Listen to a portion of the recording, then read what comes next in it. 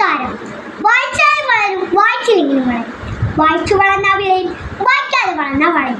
കുഞ്ഞുമാഷിൻ്റെ ഈ വാക്കുകൾ നമുക്ക് വായനയുടെ മഹാത്മ്യം മനസ്സിലാക്കി തരും. ഞാൻ വായിച്ചൊരു പുസ്തകത്തിലെ കഥയാണ് ഞാനിവിടെ പറയാൻ പോകുന്നത്. രണ്ടു കൂട്ടുകാർ. ഒരിക്കൽ രണ്ടു കൂട്ടുകാർ മരുഭൂമിയിൽ കൂടി നടക്കുകയായിരുന്നു. നടക്കുന്നിടയിലാണ് രണ്ടുപേർ തമ്മിൽ തർക്കമായത്. തർക്കത്തിൻ്റെ ഇടയിൽ ഒരു കൂട്ടുകാരൻ മറ്റേ കൂട്ടുകാരൻ്റെ മുഖത്തടിച്ചു. പാവം, വേദന സഹിച്ചെങ്കിലും അവൻ ഒന്നും ചെയ്തില്ല. പകരം അവൻ മരുഭൂമിയിലെ മണ്ണിൽ എഴുതി വെച്ചു, ഇന്നെൻ്റെ കൂട്ടുകാരൻ എൻ്റെ മുഖത്തടിച്ചു. വീണ്ടും അവർ യാത്ര തുടങ്ങി. യാത്രയുടെ ഇടയ്ക്ക് അവർക്ക് വല്ലാതെ ദാഹിച്ചു. അടുത്ത് ഒരു മരപ്പച്ചൽ കണ്ടു.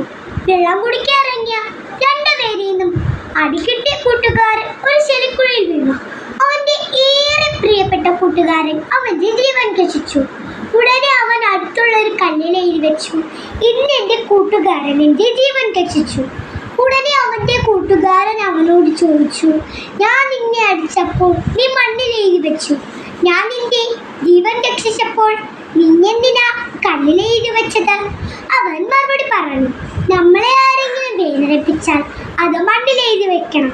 ക്ഷമയുണ്ടാവുന്ന കാറ്റ് വന്നാൽ എന്നെ മായ്ക്കും. നമുക്കാരെങ്കിലും നല്ലത് ചെയ്താൽ അത് കല്ലിൽ എഴുതി വെക്കണം, എപ്പോഴും നിലനിൽക്കും. കൂട്ടുകാരെ, ഇതിൽ നിന്ന് എന്താ മനസ്സിലായി? നമ്മുടെ കൂട്ടുകാരുടെ തെറ്റുകൾ നമ്മൾ ക്ഷമിക്കുകയും അവർ ചെയ്യുന്ന നല്ല കാര്യങ്ങൾ നമ്മൾ എപ്പോഴും ഓർത്താൽ സുഹൃത്ത് ബന്ധം എന്നും നിലനിൽക്കും. അതോടൊപ്പം നിങ്ങളും വായിച്ചു വളരുക. നന്ദി, നമസ്കാരം.